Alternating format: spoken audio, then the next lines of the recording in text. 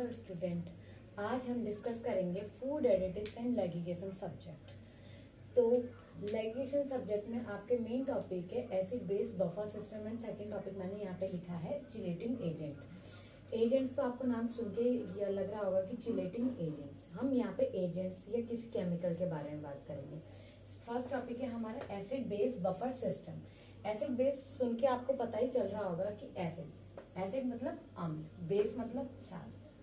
जब हम किसी एसिड और बेस का क्या करते हैं, सोल्यूशन बनाते हैं, सोल्यूशन तैयार कर रहे हैं और किसी चीज में अप्लाई कर रहे हैं, तो उसी को हम क्या बोलेंगे, एसिड बेस बफर सिस्टम। तो जैसे आपने इस सब्जेक्ट का नाम ही सुना होगा फूड एडिटिव्स, मतलब फूड में किसी चीज को ऐड करना है। एडिटिव्स मतलब ऐड करना। तो इस सब्जेक्ट में हम क्या करेंगे, एडिटिव्स को, मोस्ट इंपॉर्टेंट है हमारा एडिटिव्स। हम क्या करेंगे, एडिटिव्स के बारे में जानेंगे कि कैसे हम किसी भी कलर या फ्लेवरिंग को ऐड करते हैं अपने फूड प्रोडक्ट में। तो हमारा फर्स्ट टॉपिक है acid base buffer system. Acid base buffer system में हमारा फर्स्ट है कि हमें डेफिनेशन बतानी है।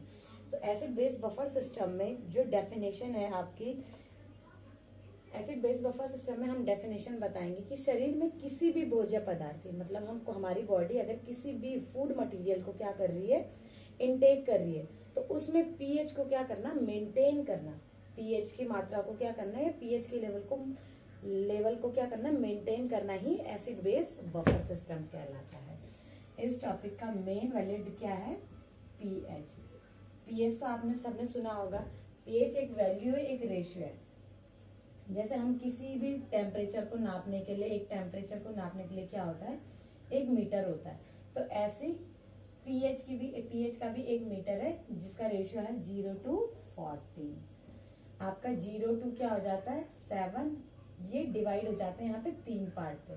0 to 6.9 तक जो होंगे वो आपके होंगे एसिड। क्या होंगे आपके, एसिड मतलब अम्ल। फिर जो आपका 7 है, अब जो आपके S7 है ये आपका है उदासीन, मतलब कांस्टेंट। ये आपका हो जाएगा कांस्टेंट। और 7.1 से लेके आपका 14 तक आपके आते हैं बेस। बेस को बोलेंगे हम क्षार। अब मैंने इनको 3 पार्ट में डिवाइड कर तो दिया गया है, पर अब हम इसको टेस्ट, जो हमारा टेस्ट होता है, किसी भी फूड का टेस्ट होता है, उसके अकॉर्डिंग हम क्या करेंगे, इसको डिवाइड करेंगे। जो एसिड होता है, इनका टेस्ट होता है खट्टा। और जो आपका उदासीन, फॉर एग्जाम्पल वाटर का पीएच आपका होता है 7। तो जो वाटर होता है उसका कोई टेस्ट नहीं होता, वो क्या होता है, कांस्टेंट होता है, उदासीन होता है। थर्ड आपका बेस मतलब क्षार टेस्ट में कैसे होते हैं, कड़वे होते हैं। तो आपका एसिड बेस बफर सिस्टम में ये कहा गया है कि हम जब किसी वीक एसिड या किसी वीक बेस का सोल्यूशन बनाते हैं, तो वो क्या करते हैं, उससे एक सिस्टम तैयार होता है।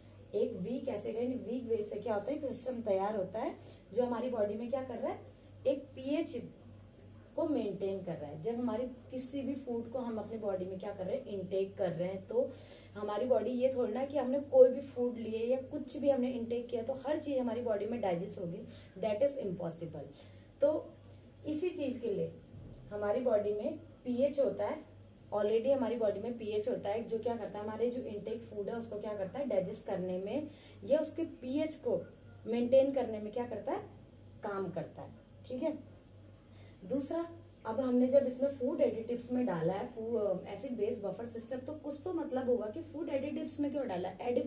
एडिटिव्स का मतलब मैंने आपको भी बताया ना, एडिटिव्स मतलब ऐड करना।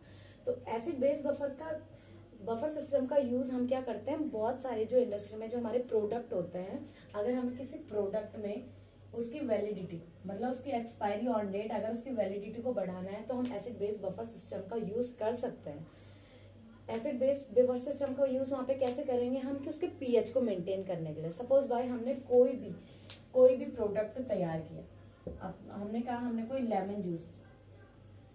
लेमन जूस तैयार किया, तो उस लेमन जूस में क्या करेंगे, उसकी कंसंट्रेशन, उसकी पीएच को मेंटेन करने के लिए, उसका पीएच मेंटेन करने के लिए क्या करेंगे, उसकी एक्सपायरी डेट तभी तो डालेंगे जब उसका पीएच मेंटेन होगा। जब उसके असेसमेंट ऑफ न्यूट्रिशन वैल्यू आ जाती है, जब हम उसका पीएच चेक कर लेते हैं, तब जाके हम कोई भी प्रोडक्ट मार्केट में क्या करते हैं, सेल करते हैं। तो इसका मतलब है, इसका जो एसिड बेस बफर सिस्टम है इसका उपयोग हम क्या है खाद्य पदार्थों में भी होता है। खाद्य पदार्थों में उसके पीएच को क्या करता है उदासीन या सामान्य कर देता है।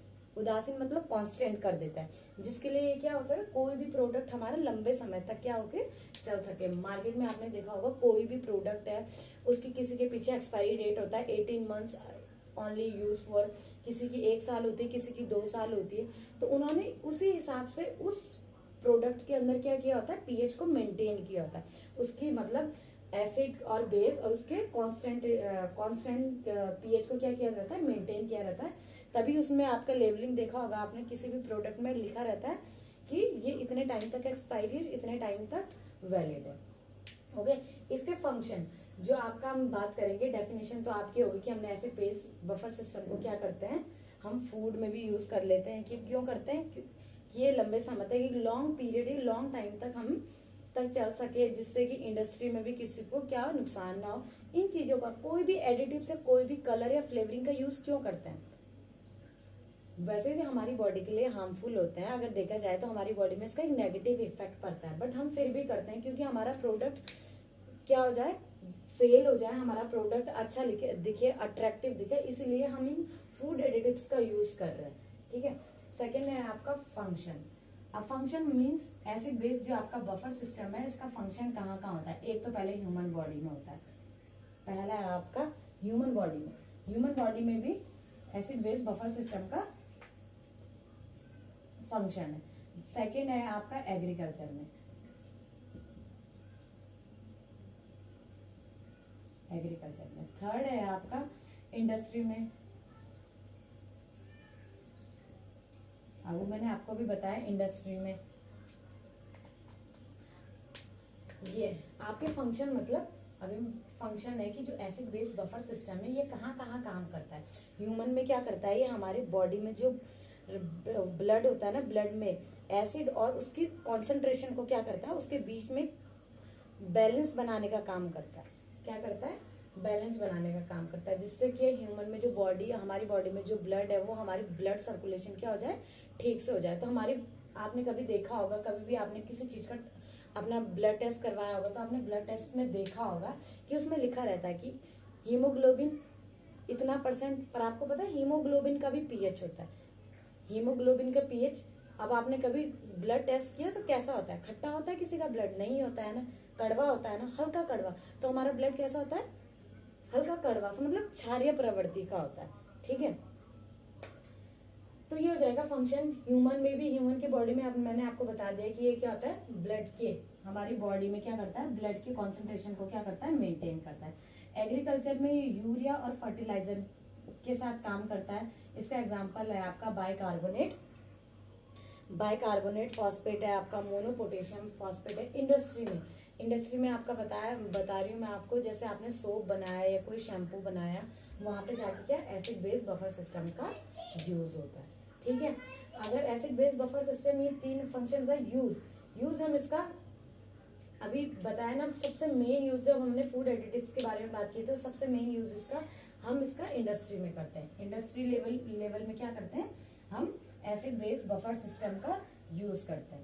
हमने इसका यूज किया, यूज हम क्यों करते हैं इसका कि कोई भी प्रोडक्ट अगर हम बना रहे हैं या सेल कर रहे हैं तो वो क्या हो जाएगा कम क्वांटिटी में ज्यादा हम तक या किसी भी ह्यूमन बीइंग तक या मार्केट में सेल हो सके, इसीलिए हम ऐसे केमिकल या ऐसे एडिटिव्स का यूज करते हैं जिससे कि हो सके हमें बेनिफिट मिल सके। Okay, second topic is chelating agents. Chelating agent हमारा सेकेंड टॉपिक है आपका।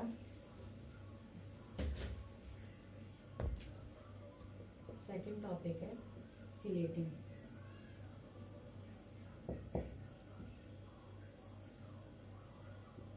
चिलेटिंग एजेंट्स, अब तो आपको नाम सुन के ही पता चल रहा होगा कि चिलेटिंग एजेंट्स का मतलब, एजेंट्स मतलब कोई भी केमिकल। चिलेटिंग तो केमिकल का नाम है। खैर कि हम चिलेटिंग एजेंट्स का यूज कहाँ कहाँ करते हैं, कैसे करते हैं, हम अपने फूड प्रोडक्ट में कैसे किसी चिलेटिंग एजेंट का यूज करते हैं। तो आपके जो चिलेटिंग एजेंट्स हैं ये कार्बनिक यौगिक में क्या होता है, कार्बनिक यौगिक होता है। कोई भी कार्बन जो होता है ना, आपको पता होगा कार्बनिक यौगिक किसे कहते हैं, ये है आपका कार्बनिक यौगिक। ये कार्बन है, इस कार्बन से अगर आप सपोज बाय कोई भी अगर किसी भी बॉन्ड को जोड़ना हो, यहाँ पे H जुड़ सकता है। ये क्या होता है, 4 बॉन्डेड होता है ना, यहाँ पे भी H जुड़ सकता है, ये भी H जुड़ रहा है, ये भी। तो किसी भी ये क्या होते हैं, पहले कार्बनिक यौगिक होते हैं जो धातु तथा आयन के साथ जुड़ने में एक बंध का निर्माण करते हैं। ये क्या है, एक तरफ से आपके आयन ही तो है, ये H आयन, ये H आयन। आयन का मतलब आप जानते हो, एक होते हैं कैटायन, एक होते हैं एनायन। तो हम यहाँ पे एनायन की बात कर रहे हैं कि किसी भी कार्बनिक यौगिक के साथ क्या हो रहा है, आयनों का जुड़ने से एक बंध का निर्माण होता है। देखो इस सी कार्बनिक यौगिक के साथ 4 हाइड्रोजन के अणु जुड़े तो क्या बन गया, CH4 बना ना, एक बंध का निर्माण हुआ। तो ये आपका चिलेटिंग, पहले तो चिलेटिंग एजेंट है। दूसरा क्या है कि जो चिलेटिंग एजेंट है, ये तो आपका दूसरा है, एक फूड एडिटिव्स है जो किसी भी फूड में कलर या उसके स्मेल, ये मतलब उसको खुशबू, रंग क्या करता है, प्रदान करता है। मतलब चिलेटिंग एजेंट क्या करता है, किसी भी फूड में उसके कलर को, उसके फ्लेवरिंग को, उसको अट्रैक्टिव बनाने के लिए काम करता है। चिलेटिंग एजेंट दूसरा क्या है, जो आपका फैट होता है या ऑयल होता है ना, उसके लिए ऑक्सीकरण, मतलब उसमें से ऑक्सीजन को क्या करता है, ऑक्सीकरण का कार्य करता है, मतलब उसमें से ऑक्सीजन को क्या कर देता है, रिड्यूस कर देता है। ये आपका चिलेटिंग एजेंट करता है। थर्ड, जो आपका ये चिलेटिंग एजेंट है, धातु आयन, अभी मैंने आपको बताया ना, एक धातु है, ये कार्बन यौगिक एक धातु है। इस आयन के साथ क्या करता है, कई समन्वय, मतलब कई बॉन्ड जोड़ता है। अब मैंने अभी आपको बताया ना, ये C के साथ क्या हो रहा है, 4 बॉन्ड जुड़ रहे हैं। यहाँ पे भी हम H जोड़ सकते हैं, यहाँ पे हम CH3 जोड़ सकते हैं, यहाँ पे OCHO3 जोड़ सकते हैं, यहाँ पे हम CH4 जोड़ सकते हैं। तो जुड़ रहे हैं ना 4 समन्वय बॉन्ड, मतलब इस कार्बनिक यौगिक में 4 अलग अलग टाइप के बॉन्ड जुड़ सकते हैं, जिससे कि एक नए ही बॉन्ड का क्या हो जाता है, निर्माण हो जाता है। तो फॉर एग्जाम्पल मेरे पास एग्जाम्पल है चिलेटिंग एजेंट के। आपका फर्स्ट एग्जाम्पल है amino acid. Amino acid chelating agent है जो क्या करता है, हमारे फूड को कलर देता है। अमीनो एसिड अमीनो एसिड क्या करता है, एक तो पहले अमीनो एसिड के साथ बताया ना, CH जो कार्बनिक यौगिक है इसके साथ बॉन्ड जुड़ता है। ये क्या करता है, एक समन्वय, मतलब अलग अलग टाइप के बॉन्ड जुड़ते हैं तो एक अलग ही टाइप के बॉन्ड का निर्माण करता है। तो पहला एग्जांपल है हमारा अमीनो एसिड, दूसरा हमारा है EDTA। Okay, thank you.